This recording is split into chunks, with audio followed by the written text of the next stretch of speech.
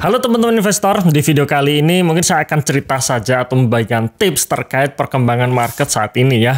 Apa yang harus kita lakukan ketika market merah seperti ini? Sebenarnya tips ini sudah berulang-ulang kali saya sampaikan di video-video sebelumnya, cuman ya seperti biasa ya, ketika market turun biasanya orang-orang akan panik ya. Maka harapannya ya dengan adanya rilis video kali ini bisa meredam kepanikan teman-teman semua.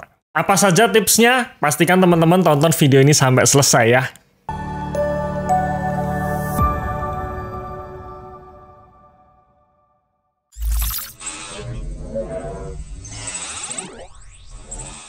Pada hari Rabu tanggal 6 November 2024, IHSG ditutup turun 1,4%. Penurunan ini terjadi ketika Donald Trump diumumkan sebagai pemenang Pilpres Amerika Serikat. Sebenarnya penurunan IHSG ini tidak hanya terjadi pada hari Rabu kemarin saja, melainkan sebelum hari Rabu sebenarnya IHSG juga dalam tren turun. Ya, seperti teman-teman lihat pada gambar berikut di mana IHSG sejak pertengahan bulan Oktober sudah mengalami penurunan dan dari level tertingginya di level 7.800 sekitar pertengahan bulan Oktober sampai saat video ini diambil ya, alias penutupan market tanggal 6 November 2024 IHSG sudah turun 5,4%. Penurunan IHSG ini karena banyaknya katalis negatif ya atau sentimen-sentimen negatif yang beredar ya, dimana kalau misalkan teman-teman baca berita akhir-akhir ini banyak berita negatif ya. Misalkan ketika Pak Prabowo menghapus hutang-hutang para petani dan nelayan yang sudah macet ya, sudah macet sejak COVID kemarin. Sebenarnya berita tersebut positif ya buat kita para rakyat Indonesia, tetapi ternyata market merespon negatif berita tersebut karena menganggap bahwa dengan dihapusnya hutang-hutang macet para petani dan nelayan membuat sektor perbankan akan mengalami kerugian, dan itu juga membuat emiten-emiten perbankan kita mengalami penurunan harga saham. Sebenarnya kalau kita telah lagi, penghapusan kredit macet tersebut sebenarnya tidak berpengaruh terhadap kinerja perbankan itu sendiri ya. Kenapa? Karena hutang-hutang yang dihapus buku oleh Pak Prabowo ya, dihapus kreditnya, itu adalah mereka-mereka yang sudah masuk ke tahap hapus buku, alias di neraca sudah dihilangkan dari bank. Tapi memang masih dalam tahap penagihan, artinya ya ketika nanti si petaninya punya duit katakanlah ya, dan dia mau membayar ke bank, maka di situ akan menjadi penghasilan lain-lain ya. Jadi sebenarnya penghapusan kredit macet atau kredit bermasalah dari petani dan nelayan itu tidak merubah kinerja perbankan saat ini ya, sekali lagi saat ini. Kemudian mengenai terpilihnya Donald Trump sebagai presiden Amerika Serikat, ini juga dikhawatirkan para pelaku pasar karena mereka beranggapan bahwa ketika Donald Trump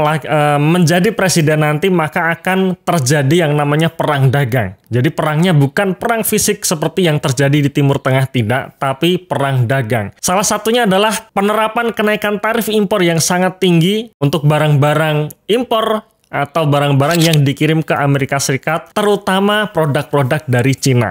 Otomatis China ketika ekonominya sedang tidak baik-baik saja ya, seperti kita tahu bahwa China saat ini masih dalam berjuang untuk memulihkan ekonominya, dan ternyata masih perhambat ya atau dihambat oleh kebijakan Donald Trump, maka para pelaku market berekspektasi ekonomi China belum akan pulih dalam waktu dekat. Dan kalau ekonomi China masih sulit, itu juga akan berimbas ke Indonesia, di mana China merupakan pasar terbesar ekspor komoditi Indonesia. Dan tentu saja katalis tersebut membuat market merah beberapa waktu belakang ini.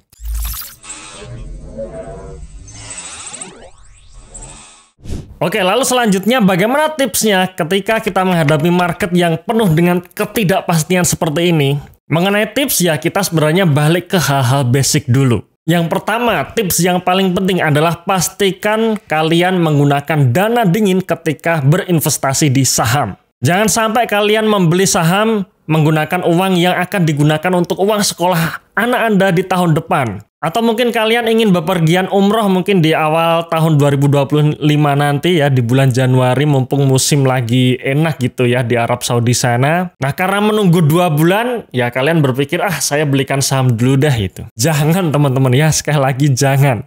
Kalau misalkan sudah terlanjur kalian pakai dana panas untuk membeli saham, ya sudah sekarang cut loss saja ya. Nggak usah mikirin nunggu harganya naik, nggak usah. Cut loss saja, kemudian simpan dana hasil cut loss kalian, simpan di deposito. Dan relakan nanti ketika misalkan ya terjadi window dressing di bulan Desember harga sahamnya naik lagi, itu relakan. Jadi sekali lagi pastikan kalian harus memakai dana dingin. Kemudian tips yang kedua adalah perbaiki mindsetnya dulu. Pastikan kalian memiliki mindset yang benar. Mindset yang benar itu seperti apa? Milikilah mindset investasi jangka panjang. Dimana kalau kita bicara mengenai jangka panjang, maka volatilitas market dalam jangka pendek itu menjadi tidak penting. Untuk itulah teman-teman sekalian, saya menyarankan kalian untuk mendownload ebook kami ya, karena kami sudah menulis ebook di mana isi dari ebook tersebut saya yakin itu merupakan materi yang sangat bagus dan bermanfaat untuk perjalanan investasi kalian. Ada gambaran mengenai mindset investasi dalam ebook tersebut dan juga ada beberapa contoh saham undervalue-nya. Nah, ebook tersebut gratis ya, bisa kalian download melalui link di bawah ini ya. Oke, kalau mindset investasi sudah ketemu ya, saya yakin kita sudah setuju bahwa volatilitas market jangka pendek menjadi tidak penting dan pada akhirnya harga saham itu akan kembali ke fundamental aslinya. Ya, tapi ya saya yakin bagi kalian yang mungkin masih pemula atau masih masuk di saham baru beberapa bulan ini saja, pastinya perlu waktu untuk menyesuaikan terhadap volatilitasnya market. Nah, maka masuk ke tips yang ketiga ini adalah ketika kalian masih pemula, maka jangan banyak-banyak dulu alokasi sahamnya. Di video-video sebelumnya saya selalu mengatakan ketika kita masih pemula, maka cukup maksimal 40% saja dana tabungan kita yang kita masukkan ke saham. 60%-nya ke instrumen investasi yang lebih safe.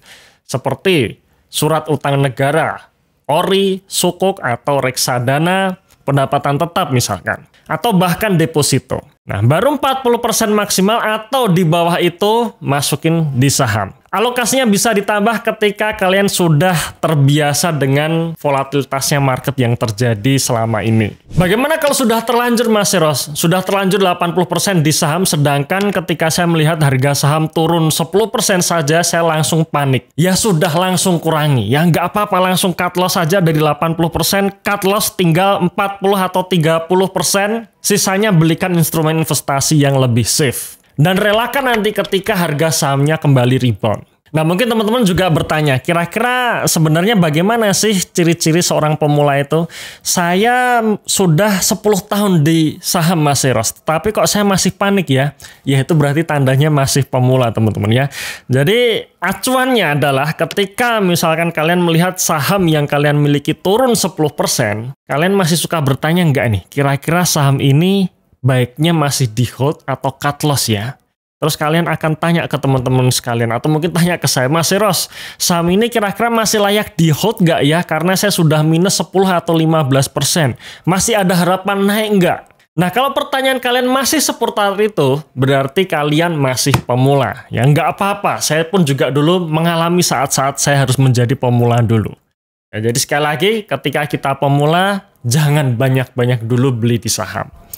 Oke, tips selanjutnya yang keempat, baru kita masuk ke teknisnya ya. Ketika kita marketnya merah, kemudian saham yang kita mungkin sudah nyangkut belasan atau mungkin 20-25% misalkan, ya kita bisa kembali cek lagi saham-saham yang kita pegang ini sebenarnya saham yang bagus atau tidak. Mumpung saat ini sudah mulai rilis laporan keuangan kuartal 3, kita cek kembali apakah kinerjanya masih sesuai yang kita harapkan atau tidak. Kalau misalkan terjadi penurunan kinerja, apakah penurunan kinerjanya sifatnya temporary atau permanen? Apa faktor-faktor yang membuat kita yakin bahwa kinerja dari emiten yang kita pegang ini tahun depan akan naik? Nah, kalau kita sudah cek kembali kinerja dari emiten di dalam portofolio kita dan menemukan jawabannya bahwa kinerjanya masih bagus, masih oke, dan potensi kinerjanya tumbuh di tahun depan itu masih ada, maka nggak ada keraguan lagi untuk kita tetap terus hold saham tersebut walaupun mungkin kita nyangkut sampai 15 atau bahkan 25%.